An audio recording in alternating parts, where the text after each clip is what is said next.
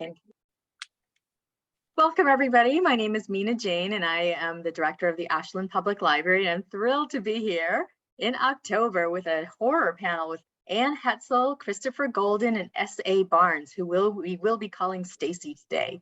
So before I introduce them and we get into our questions, I just wanted to say a couple things. One is I'd like to thank the Friends of the Ashland Library for supporting all of our programs. We couldn't do this fun stuff without them.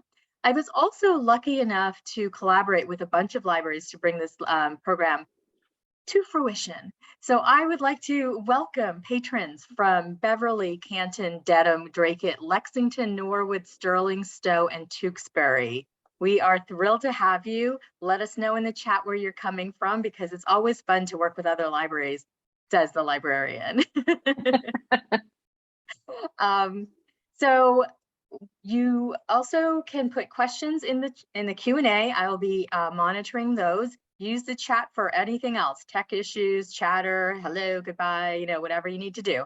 And we already have somebody from Framingham. Awesome.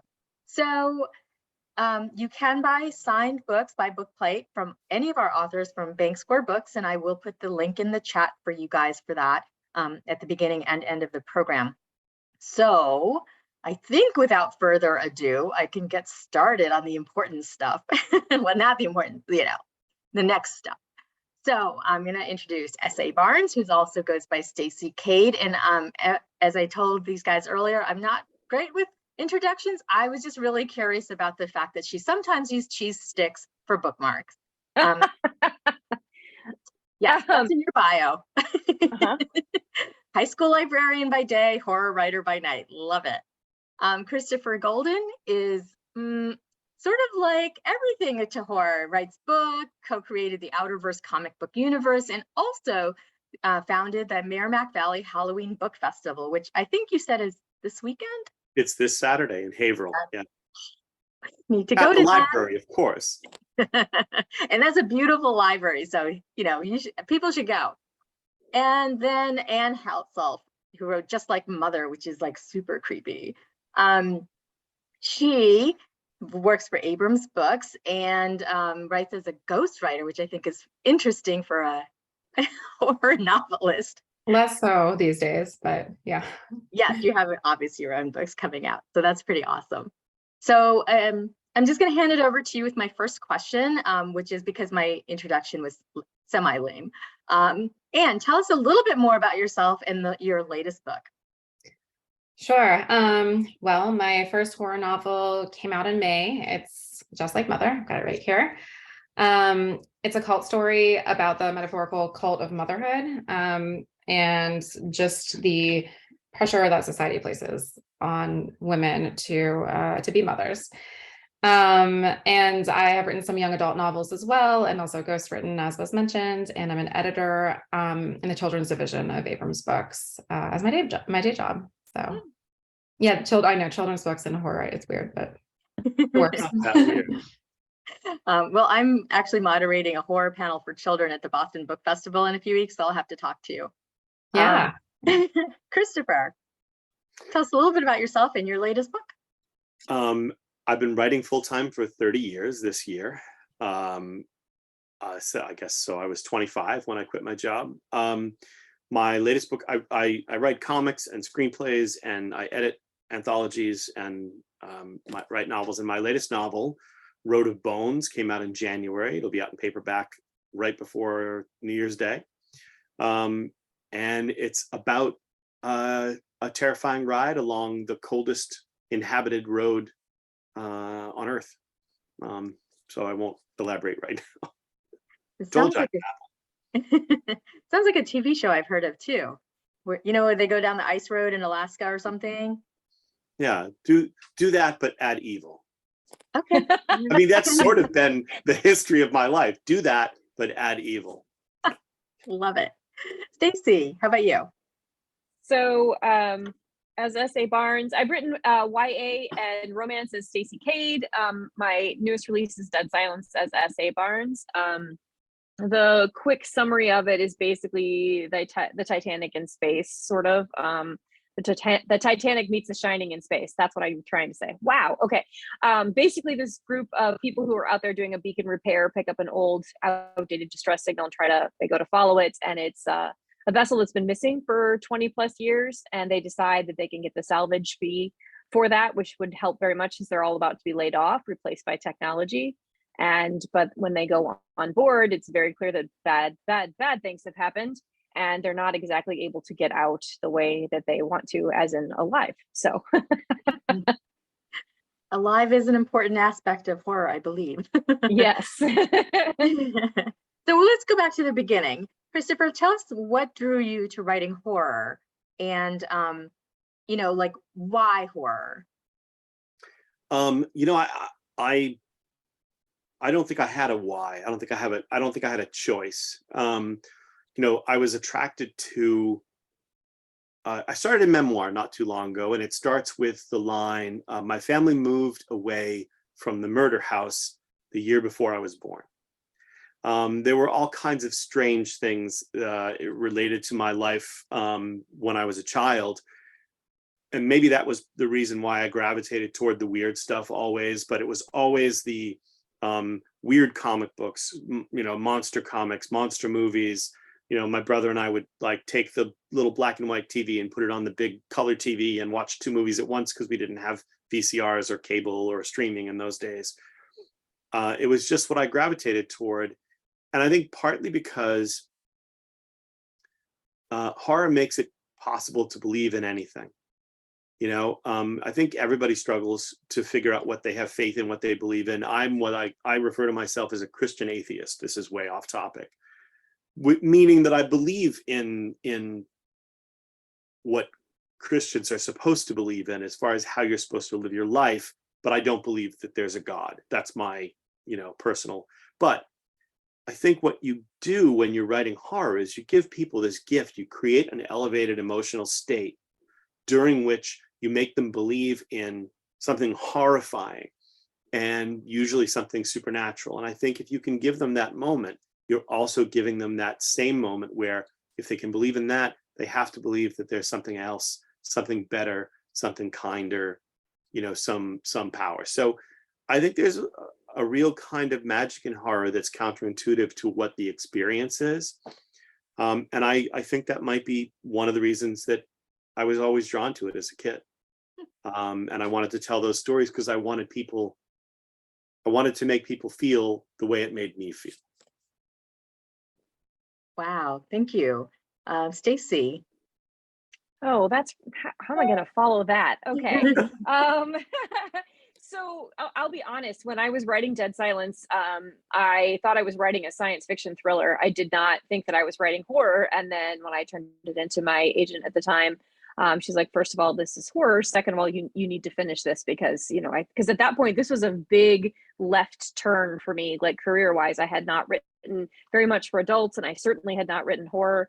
What's interesting to me is I grew up reading a lot of horror. I'm actually watching the Midnight Club on Netflix that just came out last week, which is based on a Christopher Pike. I loved Christopher. I read everything Christopher Pike, and then you go to Stephen King and Dean. You kind of move down the line, and V.C. Andrews, Flowers in the Attic, all that stuff. So I read it my whole life. I just never thought about writing it until I was, I guess, accidentally writing it. But I do think that someone else once pointed out to me that a lot of my books involve death. Which I've never really thought about. So I think horror in that way kind of gives you a safe way to explore that, sort of the unknowns of that. And I think that depending on, whether you're actually talking about ghosts and the afterlife and all that stuff, but death is, I think, definitely present, obviously, in horror. And I think that's something that has, not to sound morbid, has always interested me in terms of the discussion and exploration of it. Mm-hmm. That did not sound morbid at all. Thank you. Anne? Yeah, similar to Stacey, I read a lot of scary books as a kid. Fear Street was a huge series for me. And Wait Till Helen Comes. That was the first book I read multiple times. And I liked the feelings that those stories evoked in me. And I think that I was sort of, for a long time, pushing myself. I think I was just always a horror writer, pushing myself away from writing horror. And part of that was honestly just some very silly anxieties I had about like what my family think of me. And, I come from a fairly, not ultra conservative, but like a somewhat conservative Catholic background. And I was a little, I think, overly concerned with what might people think if they knew the real me. And it was something I sought to hide for a while, and then realized I just couldn't hide it forever. That is just my imagination. It's dark, and I like it. And leaning into it has been such a relief and so much fun creatively. And honestly, I think for my next book after this one, I'm going even further with it. But taking that first step was really hugely important, I think, for me as a writer. Mm-hmm. I just want to say I love that we just got Anne's horror coming out story. That was fantastic. I was a closeted, dark, creepy person. Yes, exactly. And I also just want to add, I think this is the first time that I didn't answer that question this way, and I should add this. When I was a kid, my first reader was my mom. She loved the stuff that I wrote, but she once said to me, "Why can't you write something nice?" And by that she meant, well, excuse me, why can't you write something good? By that she meant, why couldn't I write something nice? And I said, look, I've written romantic stories and science fiction stories and Western stories, but somebody always dies. So getting back to what Stacey was saying. So anyway. Well, it sort of goes into my next question of, and I think I'm going to start with Stacey with this one, is the appeals of horror, but not necessarily like, your regular answer, but like, why do we as a reader want that level of suspense in our life? Well, I'm going to detour just a little bit first to sort of get into my thinking on this. It's been really interesting to me watching the market for horror grow the last few years, I think, particularly because it seems to me, you would think, right? Like when the economy is doing really well and everything's really stable and whatever, everyone would be like, yes, horror, we're feeling safe in real life, so it's okay to, but actually I think it's weirdly the opposite. I think when real life gets super stressful, people kind of pick one of two ways to go. They either land solidly on the 24 hours a day Hallmark Christmas movies, which I know, my family, some members of my family do that, and then also there you have the people who are like, well, I am dealing with whatever, inflation, job loss, whatever, but at least I'm not trapped by a serial killer in the basement. You know what I mean? Like, I feel like that's kind of the way. And I feel like horror can be a coping mechanism in some ways for whatever is going on in your real life. I feel also that from a reader's standpoint, it's that vicarious learning. You know what I mean? Like a friend of mine, Linnea Sinclair, she's a writer. She talks about, and I think she's quoting somebody else, and I apologize because I don't know who, but readers read to judge, right? We read to go, oh, we know you shouldn't go in that basement. Oh, we know you shouldn't, and we do that. And it's fun because we, the reader, get to be the smart one. We're the one yelling, going, don't go down there. I feel like there's an appeal to that as well. I don't know. So I think that's kind of why people like to read it, I guess. Those would be the primary reasons I would think. Mm-hmm. How about you, Anne?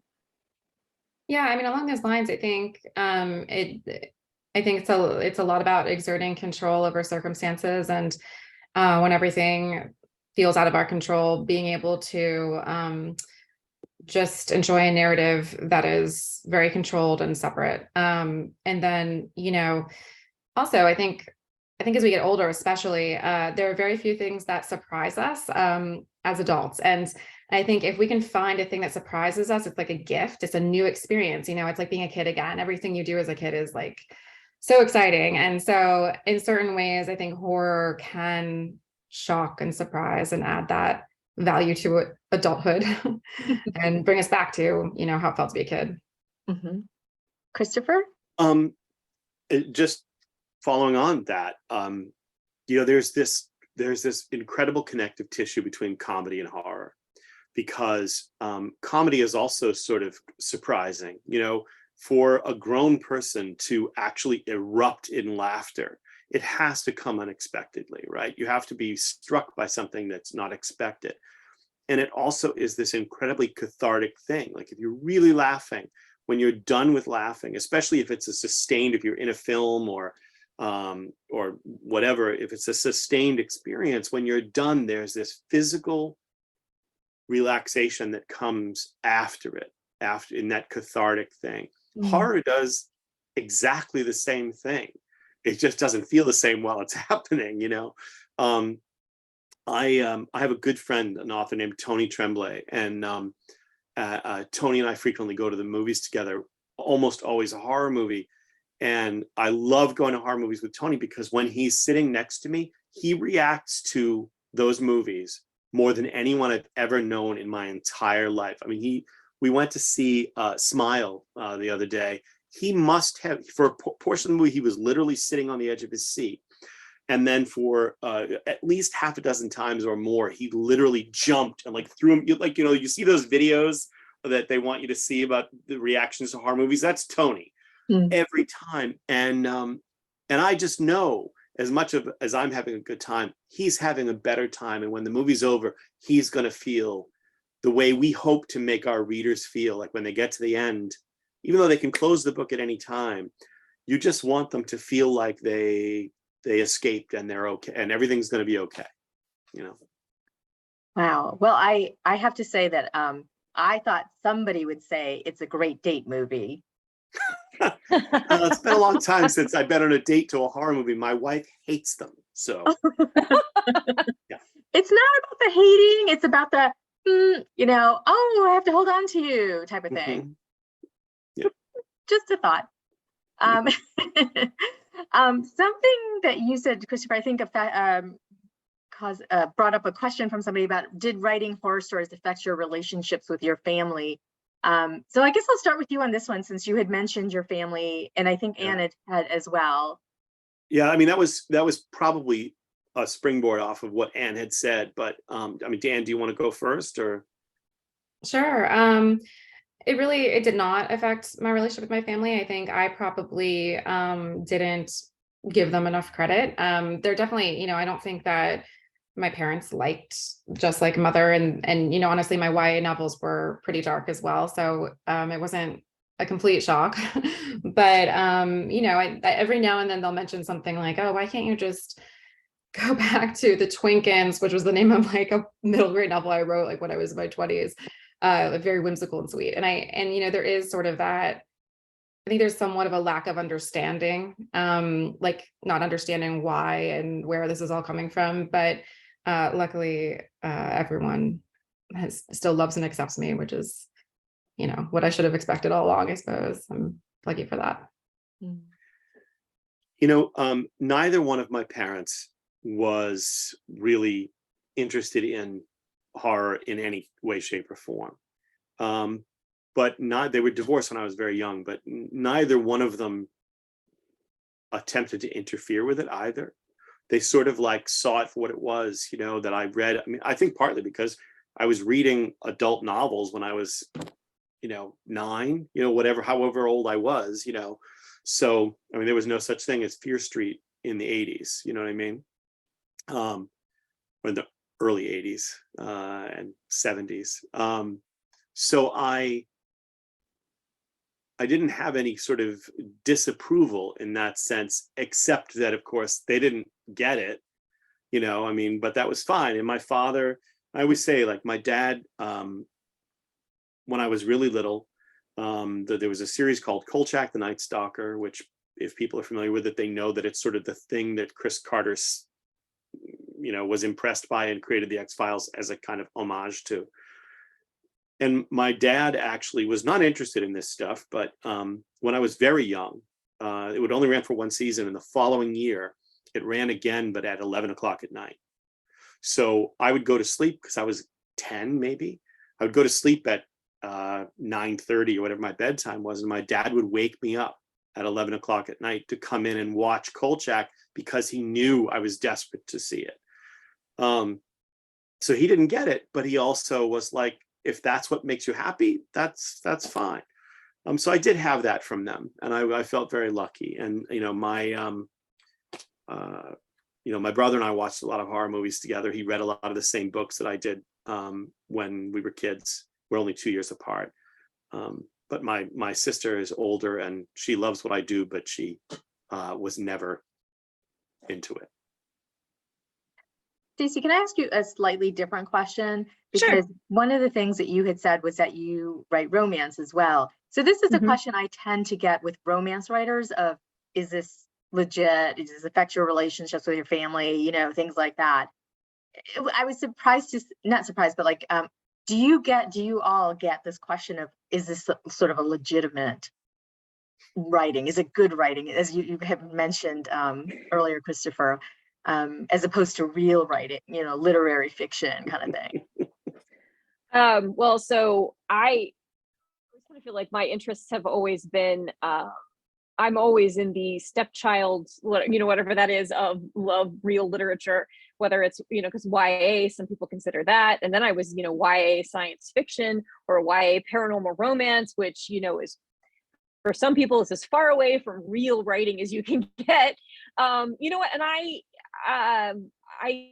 guess to me, like, I think that's just sort of snobbery, and I'm not interested in that. And if people think that, they're welcome to think that, but I'm not going to let that bother me. I tell the stories that I'm interested in, that I hope other people are interested in. The thing that I try to keep in mind is that a good story, regardless of genre, regardless of how you want to classify it, connects with readers emotionally. So even if you want to crap all over somebody who sold thousands of copies of something you consider, you know, popcorn or whatever, you know, their various terms, or, you know, mommy porn or various other things that people have said, you know what, then you need to look at how they're connecting to people's emotions. You know, how are they doing this? Because there's craft there, there's skill there. And that's the thing I'm interested in. I want to tell a story and I want to tell it well. And you know, the people who, my whole like thing in life is, if you're going to read something, don't be ashamed of it. I'm not going to hide my book covers. I did say, I will be honest, when I wrote my 2 romance novels for adults, I did ask they not have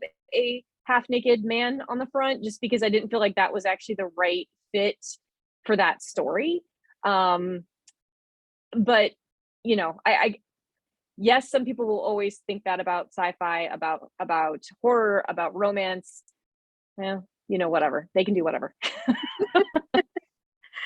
So Anne, aside from family, did you, I mean, not that, and they were very supportive, have you ever gotten any pushback about being a horror writer?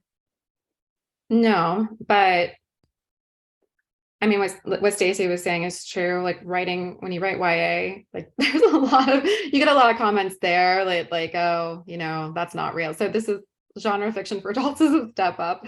But no, I mean, honestly, what I would say I get most is, you know, like, I don't know, growing up, it would be sort of like, I would accidentally take things to a dark place and people would be like, well, why'd you have to go that dark? And that's more it, the sort of knowledge that the way my brain works is different from a lot of other people's, at least within my social circles. But now I'm engaged to another horror writer, which is lovely because it's lots of date nights, as you know, you mentioned, watching horror, and also just a lot of acceptance. And, you know, I remember telling him that, and he was like, I don't even think you're that dark. You know, and it's like everyone else in my life has constantly questioned that. So, but no real, at least not to my face, no snobbery about the writing. Probably behind my back, who knows? But I don't care. I'm happy. So. I love, Anne, that you do that thing. My whole family is so used to me. My wife and kids are so used to me doing the and then. You know, something will happen and I'll add the horror turn to the story, and they'll just like look at you like, what? Why? You know, look, horror has been the gutter genre for so long in the public mind, partly because, you know, once horror movies took the turn that they took when it became all about slasher films, and film producers realized that by making lowest common denominator horror films, they could make a profit, you know, and they could make a bunch of them and still make money. And then horror novels became super popular, partly thanks to Stephen King and the crowd around him in the 70s. And then book publishers began to do the same kind of things that horror movie makers had done, which was, let's churn out a bunch of lowest common denominator books because we need to fill the shelves. So people sort of had been reading this horror that they loved, and then they started stumbling upon these books that they were like, these are crappy. Maybe I don't like horror as much as I thought I did. And so horror crashed in the like 1990, early 90s, and has been, back in the gutter for so many years, until recently, until the last 3 or 4 years. And the thing that I find amazing is that the people who are breaking through in the books who are breaking through are incredibly talented. I love that we have a much more diverse roster. I think horror in many ways, other than YA, horror of the genres, I feel is the most diverse currently. And I love that. We're getting all kinds of different stories, but beyond the diversity, the kinds of horror stories that are being told and the quality of them is not new. It's just that I think that Stacey was right before, that people are seeking out that, and also this concept of elevated horror, which has been given to us by Hollywood. Elevated horror, it's just horror, is making people feel like they could be more respectable when they're reading horror stories. But the reality is that, and I know I'm going on, but I'll be quick, that the first American novel was a horror novel. It was written by Charles Brockden Brown. And some of the great works of literature that people still study and should still study, versus a lot of the old works that we shouldn't be studying anymore, are by Bram Stoker or by Shirley Jackson or by Mary Shelley. These are works of horror fiction. And last thing is, we can say whatever we want and people complain about it. But I believe that Stephen King is still the most influential and the quintessential American novelist of the 20th century. And I don't understand an argument against that statement. Anyway. So I do want to say one thing really quick because I thought about it. Of all the genres and things that I have written, the thing that people, and I just something to think about, those of you, if you read romance or if you deliberately do not read romance, I have gotten more flack for writing romance, not because of what it is necessarily, but that people assume that I'm writing it based on personal experience. No one ever says to me, oh, have you been to space and seen a bunch of dead bodies floating in the air? No. But when I write romance, then they think that I have, obviously based this as a memoir in disguise. And I think we have a very weird hang up. And I think this is part of the puritanical, American sort of thing, which is, people still think of it as dirty books. You have a dirty mind. I've had people tell me that, which is really not fun. But I also really quick want to say, because I think my mom is out there listening, my parents have been super supportive. My mom is a teacher, my dad is a pastor. So you would think that would maybe cause some rumblings, but they've always been very great about anything that I have chosen to read and write. Thank you. I'm sorry I skipped over you without that question. We actually, somebody in the Q&A did ask about, is publishing warming up to horror? And I feel like Christopher, you sort of answered that. And I do want to respond to her that she says she'd like to see more of horror sections in local libraries. We'll work on that, at least in Ashland. So I have a question, of course. What is the most horrifying or scary thing that you've ever written? And, something that even scared the pants off of you and you're like, this is it, I have to write it. Anne? Interesting. I'm working on something now that I hope is the scariest thing. But I have a lot of nightmares, pretty much constantly, like, I don't know, several times a week. The type where you have adrenaline just coursing through you when you wake up. And I have gotten into the habit of writing them down. And so technically those are probably the scariest things. But at one point, maybe 10 years ago, I started, I wanted to hold the visuals in my mind. So I just as a side project started sort of like painting them and just made a watercolor journal. And it took forever and I'm not a very good artist. So I dropped it fairly quickly, but it was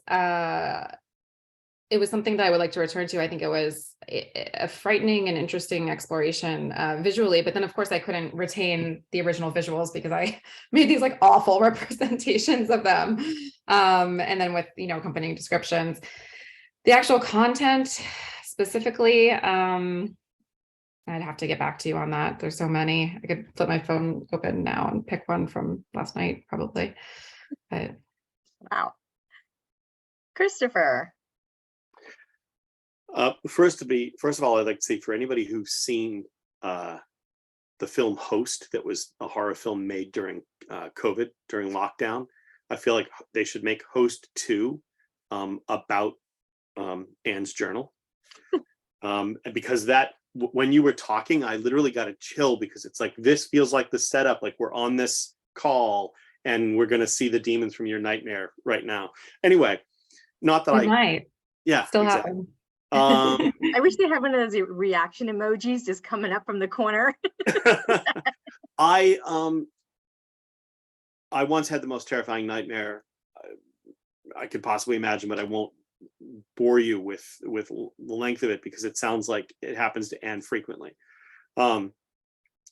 Weirdly, I don't set out to write to be scary.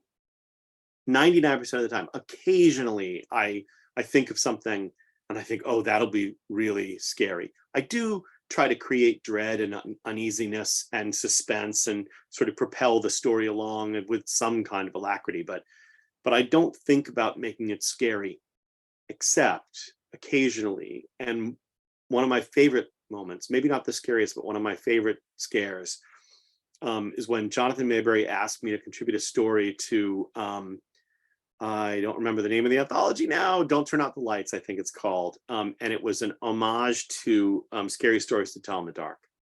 So it was a very short, scary story for very young children. And this, I'm going to just tell you really fast. The story is about a young boy who's lying in his bed at night, and he hears his father calling to him from the window. And he looks outside, and his father is outside, and he's terrified, and he's telling him to like come out the window. Don't go out, don't go into the house, come out the window. And the boy's freaking out, but he's about to do what his father's telling him to do, and he starts to remove the screen from his window. And as he's doing that, his father walks into the room. And his father's outside, and his father immediately starts telling him, that's not me. Don't listen to him. That's not me. I'm telling you, come out of the house. That's not me. And the father inside is saying, come on, come back. It's, whatever. And he's freaking out and he's terrified and he has to decide. And finally, he's like, goes to go out the window, and the father inside grabs his leg, and he manages to fall out the window into the bushes. And he gets up and he looks over at his father outside, and then coming out from the trees is a third one. And then peeking around the corner of the house is a fourth one. And then there's another one, and it ends with something like, he tried to run, but there were just too many of them. And I almost always think what I wrote sucks. Literally 99% of the time, I'm like, and I've been doing this a long time. But very, very rarely do I think, oh, that's good. And that's one of my favorite things I've ever written, because I imagine myself at 10 years old reading that story and being freaked out for weeks. So there you go. I'm a little older than that. I'm going to be totally freaked out for weeks. It's called The Open Window, if anybody wants to find it. Find it. Yep. Stacey? When I'm writing something, there are moments where this sounds so mean, where I'm like gleeful, where I'm like, ooh, this is gonna be fun. But it's never like, so it's rare for me. I do think it's interesting that all of us have mentioned, well, you guys have mentioned, and I'm going to add as well, nightmares. When I'm writing, when I'm really deep in a book, I am constantly having nightmares about being chased. Like when I was writing Dead Silence, this is not a spoiler, there are no zombies in there, but I was constantly having zombie dreams. And I'm not really a zombie person. I'm not quite sure what was going on there. But yeah, the scariest thing to me as a person, and as a writer, I'm not sure I've ever been able to articulate in a way, like where I could say, oh yeah, this is what this feels like. But I think I'm very interested in the intersection of mental health and horror, and especially that idea of not being able to trust yourself or not being able to trust your judgment. And so those to me, well, again, I don't know that I can point to any section that I have written and gone, yeah, that's really scary. That to me is the scariest thing that I'm always chasing, trying to explain what that's like when you're suddenly not sure, did I see that? Did this happen? Is my judgment sound? That to me is always that, and plus, I mean, you can't go wrong with, which I have used, where, somebody's foot is dangling over the bed and, somebody grabs them. I mean, you can't go wrong with that. Yeah, I think that not being able to trust yourself is one of the most terrifying things. I think that's why I loved Babadook so much. The whole, like, we've all been at that like precipice of like wanting to do something really, just like the fear of what you could do if you're just pushed too far. And the other one that really freaks me out is like someone you trust flipping, like just abruptly flipping. And for whatever reason, I think that's been a theme throughout all of my books, even like my YA like thrillers, but that they're no longer the person. And Christopher, your story reminded me of that, just this idea that they're no longer that person that you felt safe with. Well, it's and it happening to yourself too. I mean, I've had several relatives who had Alzheimer's disease, and I've written at least 2 books that are inspired by the idea of losing your own sense of self and not being able to trust what you might do or have done.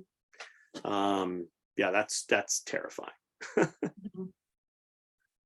going to get into characters a little bit, because there's always like a bad guy or a scary guy, right, in your stories, or something that's bad or scary. And that so are those bad creatures ever redeemable? Or and I guess I say that in the way of, how do you make your bad guys or scary guys not one-dimensional, not just like Freddy Krueger, he's just scary. And I think I'm gonna start with Christopher there. Well, I mean, Freddy Krueger is, I mean, I guess I wouldn't say he's one-dimensional, but he is straight up evil. I mean, he started as a child rapist, so I figure there's no coming back from that, and so I do think that that it's okay. I mean, I don't think that horror writers or anybody writing a story should be afraid. If you have evil in your story, like actual evil in your story, embrace that. There's nothing wrong with telling a story and having a creature or a person if you establish that evil can be evil.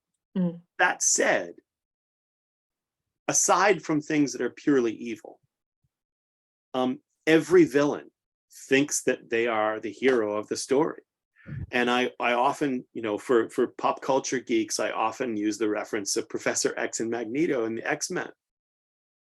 If you go into the comics, especially at the beginning, Professor X and Magneto were basically, Martin Luther King and Malcolm X. I mean, they were basically 2 people looking at the same problem and coming up with 2 solutions, one of which was nonviolent and one of which was violent. But who's to say, if you're living that life, which one is the right solution, right? And so I think that if you're writing a good villain or even a good monster, unless you're willing to go all the way and say they're pure evil and define what evil means, right? Then you have to remember that the monster wants to eat your face because that's what it does. And it doesn't think there's anything wrong with that. I mean, if you're eating a hamburger, what does the cow think? I mean, this is and so, yeah, that's my feeling about writing your monsters. I actually edited an anthology called The Monsters Corner, in which every story was through I think it was called, the subtitle was Stories Through Inhuman Eyes. And it was just about like, who's really the monster. So Sort of like Monsters, Inc. Yeah. If there were real ghouls that ate, the bodies of the dead, are they monsters, or are they going to look at us and go, "You're destroying the planet. We're all all my ghoul brothers and sisters are going to die because you guys are destroying the climate." To them, from that perspective, we're the monsters. So you have to just like really remember that. That said, you still have to make it scary. Stacey?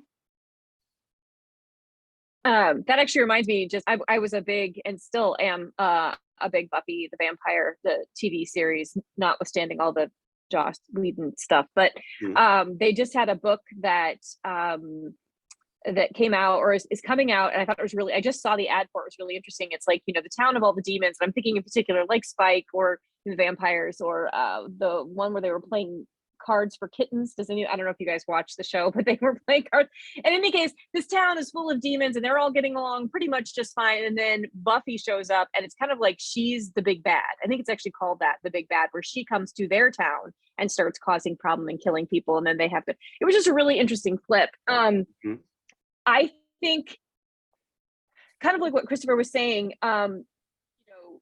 to make a fully rounded character, whether we consider them a villain or a hero, they need to have a solid goal and motivation that makes sense to us. That's a great one. The Professor X and Magneto, that's a great one. I also think sometimes of, I've used Darth Vader as an example. These people think that they have come up with a solution for a problem, and everybody's just coming at it a different way. I tend to be more interested in humans being crappy toward one another for self-gain, because I think we see that a lot. So a lot of so in this book, and actually somewhat in the book that I'm working on right now, there are certainly, terrible things that are happening, but a lot of it is caused, or some of it is triggered by people who are like, I gotta get it. I gotta look out for me, so then everybody's in danger because we're not acting as a community. We're not looking out for each other. But I kind of like sort of what Christopher said. I always think of the aliens in Alien and Aliens. They're just doing what they do, right? They're just eating and having babies and whatever. And this is how they do it. And in fact, I think in the first one, didn't we sort of mess with them I can't remember. One of them, we land somewhere, I don't know. And they were there first. So, there is that element of that. And I'm very intrigued by that, because who the bad guy is all depends on what perspective you're taking. And I think if you're writing a solid story, the person may not necessarily agree with why they're doing it or the path that they've chosen, but it needs to make sense.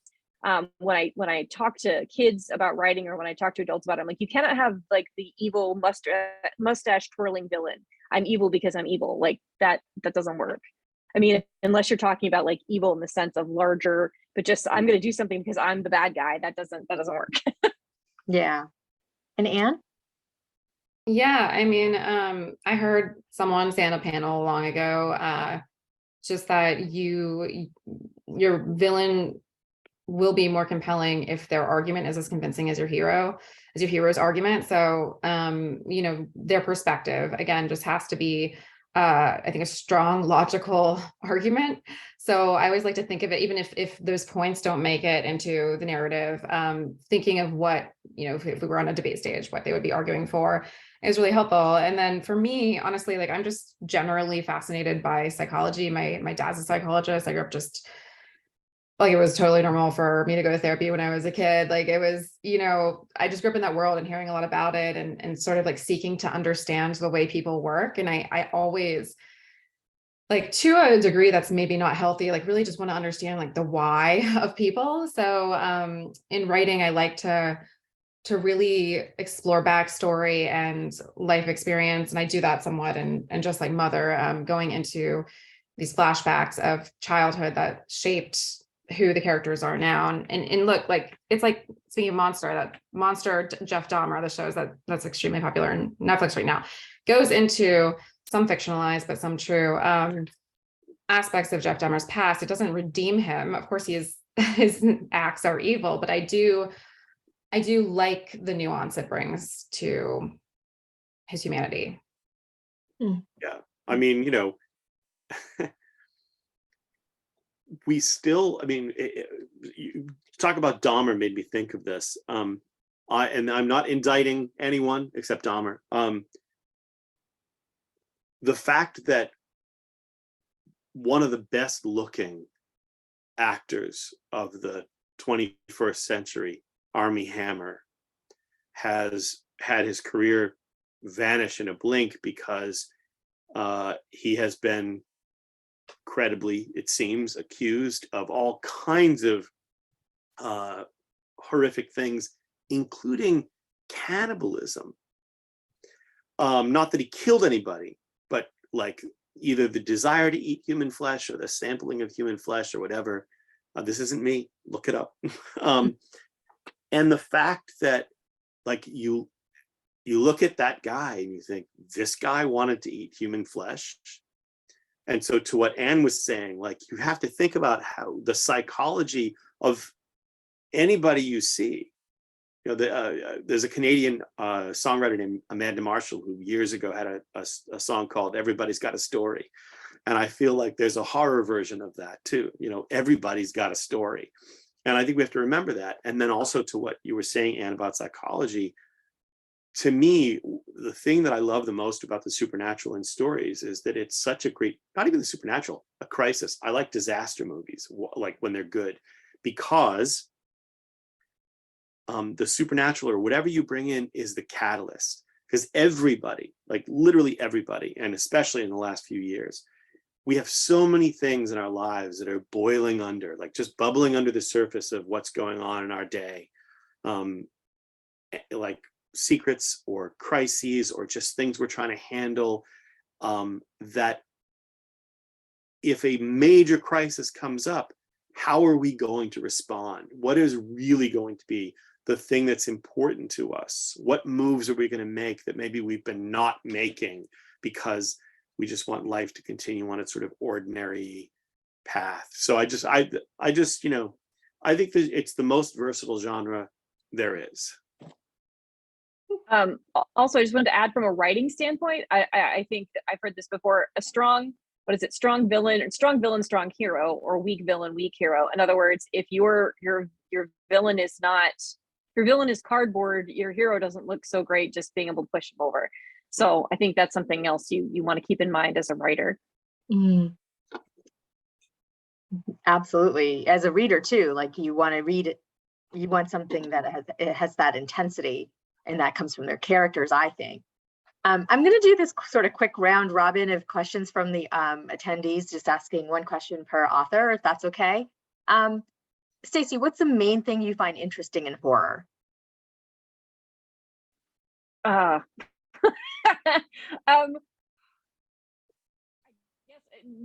what do you mean? Like, do you mean like what are the tropes that I like, or what is? I'll just tropes.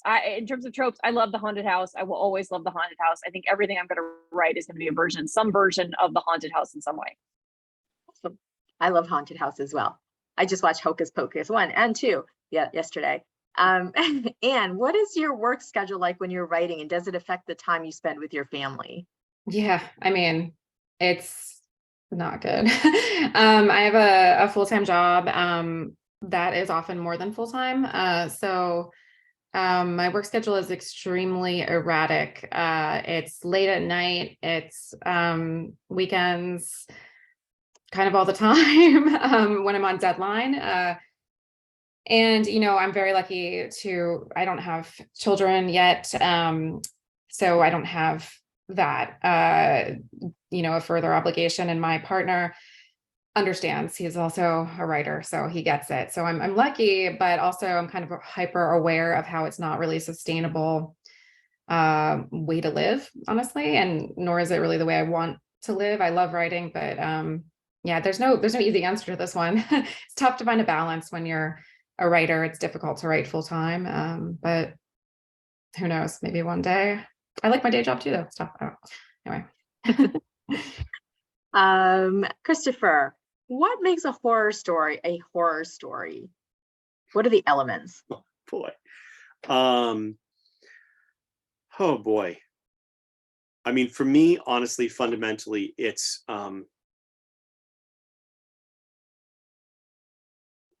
this is a gross way to put it, and I'm sorry to put it this way, but it's picking a scab. You know, usually for me, a horror story is finding something that's already there in an ordinary human life and irritating it, making you uneasy, making you feel dread about it, you're anxious about it, and all of that stuff. And then it's also sort of figuring out what matters to you and putting that thing in jeopardy. And, you know, again, there's so many things. I mean, but to me, horror is personal. It's intimate. It's, I mean, yeah, look, I mean, I like the big, crazy, scary stuff as much as anybody. I mean, monsters that stomp on people, great, every day. But for me, a real horror story is a story that's about people. It's about sort of human experience and human emotion, and you know, how people are going to react when pushed. Awesome.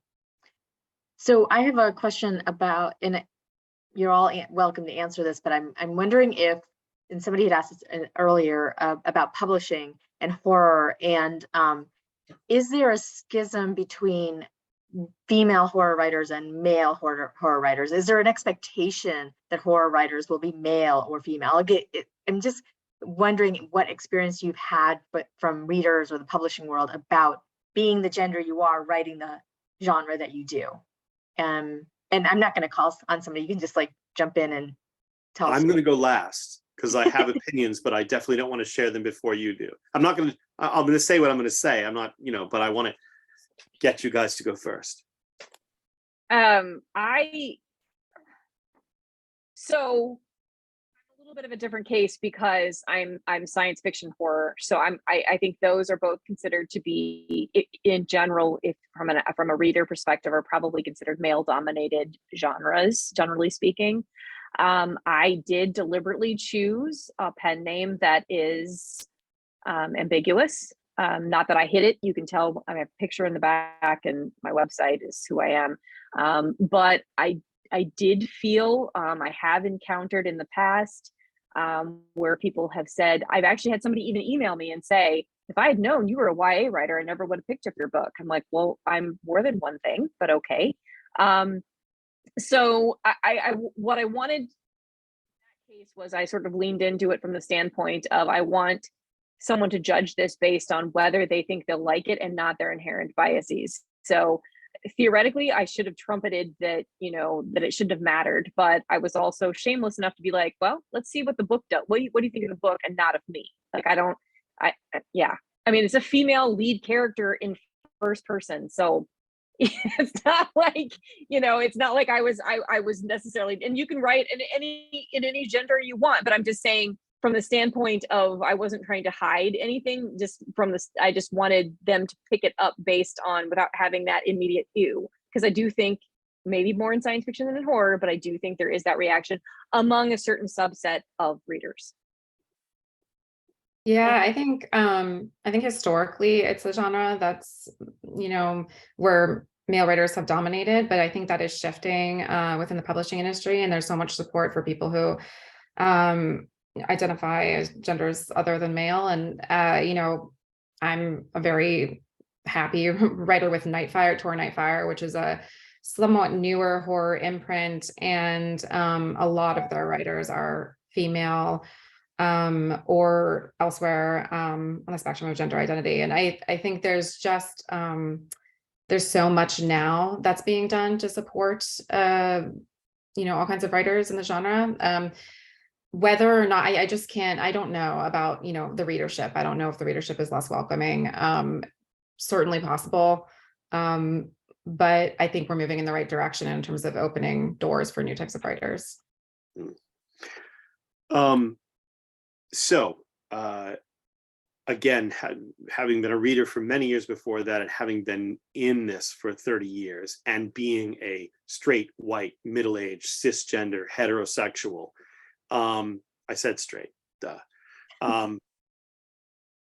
I certainly, horror was so male, and let me say white male dominated for so many decades, that it was, it went basically unnoticed by the genre, not by readers who weren't that, clearly, but by the genre. It went completely unnoticed.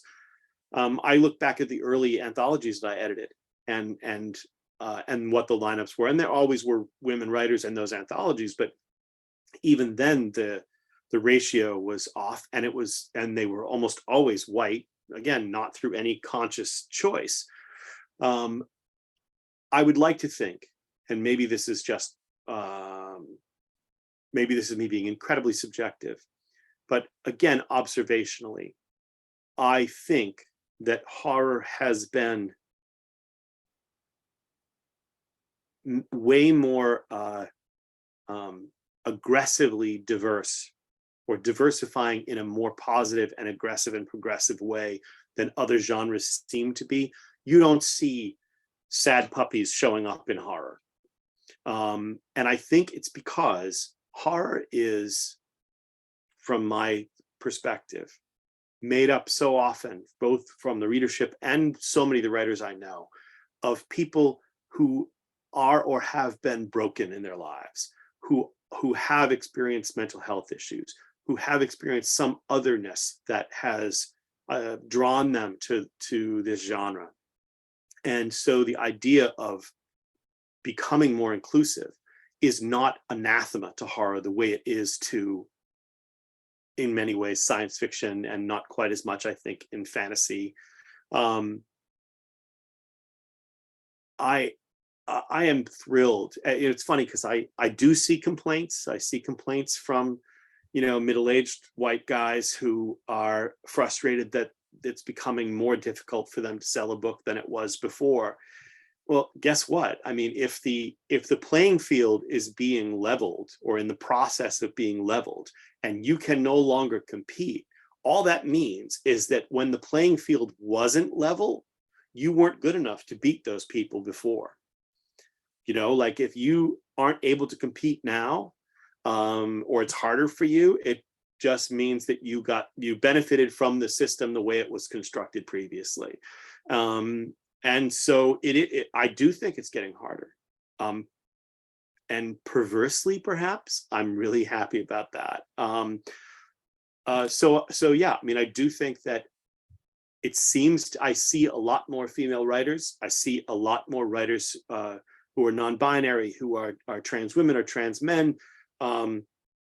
A lot more writers of color, in the horror field, and I see horror clamoring for these voices, for these other books, and I, frankly, I don't really see that elsewhere. I see it in YA, but I don't see it in the adult genres, the other sort of factions of the adult genres, nearly as much as horror, and it makes me proud to be a horror writer. Yeah, I think that's a great point. I think it's probably true that on the adult side, this is where a lot of change is happening, and for all the reasons that you mentioned, Christopher. And it's interesting because it has been such a welcoming community, and online and particularly on Twitter in particular, children's books aren't always welcoming. So in fact, like some of the least welcoming of any genre. And it's been so lovely to be welcomed in this way. And then, in terms of publishers, I think the reason, maybe this is just me speculating, but because horror is historically a more niche genre where, the bookstore shelf is smaller, there were fewer people publishing it. I think any issues that are inherent to the publishing industry were sort of magnified within, you could easily look at that subsection of published authors and identify where problems were when really they affect the entire industry. And yes, I think, there are a lot of efforts being made within the genre, within horror, to correct past problems. Yeah. I just want to add, Anne, to what you're just saying, that, I see my friend Jennifer McMahon is a great example, and your book is a great example, that even 10 years ago, these books would not have been considered horror. That after the crash of horror around 1990, so many writers who have that dark, part of themselves, who want to have that darkness in their work, fled category horror for survival's sake, so that they could continue to write. And because horror has had this renaissance, and those writers are now in the pool again, I feel like there's this greater respect for horror, because it isn't just the things that can't be identified as anything else. And I love that. And I think that, I think one of the reasons why horror is welcoming is that it's so used to being the gutter genre that we look around and we think, okay, now we have these other authors who are getting more respect, and that rubs off on the genre in general, and we feel like a rising tide lifts all boats. Mm-hmm. Right. And so it does feel like more communal, I think. Anyway, I'll shut up now. I just wanted to, I second everything that everybody has said. I wrote in YA for a number of years, and obviously romance, but horror, the writers, the professionals in here, they have been so welcoming. I mean, I've so welcoming, so kind, reaching out, when because as a writer coming into a new genre, you're like, hi, I have this book. Would you want to read it? Maybe. And it's a really hard place to be, because I didn't really have any close contacts. Obviously, I'm a horror reader, but that doesn't necessarily mean people in the horror genre to be like, hey, can you blurb my book? Can you read it and see if you like it? And everyone was just so very generous with their time, and very supportive. Omakatsu is amazing and just a lovely human being, and obviously a gorgeously talented writer. And she was incredibly generous, and I'm just so grateful, and I have felt very welcome, which, to Anne's point earlier, is not always the case across the board, and I am just thankful. I think readers are too. Like, I think that's something that we look for, and I think, Anne, I appreciate that you stretched out my male female kind of perspective into, like, it's really the whole spectrum that is as Christopher said, sort of being lifted right now, and it's really wonderful for us readers to see that, something that we've been wanting for so long. So just really quickly before we go, we're about out of time. I just would like to know what's up next for you. What can we expect coming out soon? Christopher. Actually, tomorrow in comic shops and next month in bookstores, I have a new novella with Tim Levin called Festival, which takes place in England at a music festival and has Viking ghosts and horrific slayings and wonderful stuff like that. But actually the next big thing is my new novel comes out in January. It's called All Hallows. And it's a sort of nostalgic 1980s Halloween night horror story. Ooh, it sounds so good. Stacey? It was fun. I have something that hasn't been announced yet. This is the perfect time. Yes, I'm not sure I'm allowed to yet. Oh, the publisher won't mind. They told me. I'm gonna send them your email address when they get mad at me. Talk to him. He said I could do it. I will. I do have another sci-fi horror coming up. I haven't really practiced a pitch for it, but basically this one is they're like a reclamation and exploration team in the world where corporations are claiming planets, and they go and the way that this started is really quickly is in Antarctica. I read about these things called ghost stations. They're science stations that are abandoned by various countries when they no longer are using them, and I thought, oh, that'd be cool. So this team comes and they take over a ghost station that's been left by a corporation, and there's some weird stuff going on there. It happens to be a planet that has alien ruins from 10,000 plus years ago. So maybe something's related to that. Maybe it's not. We don't really know. But there's a lot of people who are behaving in a very odd and dangerous manner. And when is that coming out?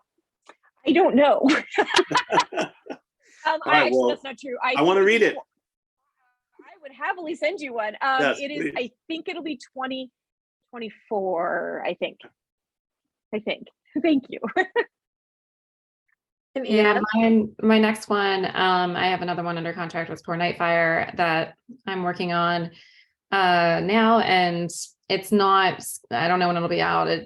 Sometime in 2024, I hope. It doesn't have a title yet, but thematically, without going into too much detail, it's a lot about ageism and fears of growing older and becoming irrelevant and being trapped in a body that you no longer identify with, and things like that. And also the way that sort of wealth can purchase longevity. So those are the big themes, but in terms of plot, very much still work in progress. And, I also go a little bit into connection and how we're just, sort of losing, like, without delving into the internet's influence on it, just how human beings are finding it more difficult to connect. So it's just all stuff that's been swirling in my head and fitting it into a creepy tale. There'll be some scary houses. I love architecture, old stuff. So that'll be there. Great. Fantastic. Oh my gosh, so many good things to look forward to. Well, I would like to say thank you so much for doing this. It's been a pleasure, and I just can't wait to read everything that's coming out. And I really appreciate your insight into why the genre is what it is. I think sometimes we don't get to hear that. We just enjoy the scare. So thank you for your time and your thoughtful answers to all of these various questions. And truly, I do really look forward to your next books. Thank you. Thank you for for your having us. time, Nina. Thank you so absolutely. much. Yep, and thank you everybody for being here. I'll send out a recap with the recording video link as well as the link for buying books if you would like to. Anyways, have a wonderful night, everybody. I hope you have pleasant dreams. You too. Everybody have a happy Halloween. Yeah, Thank happy Halloween. you. Good night. Good night. Good night.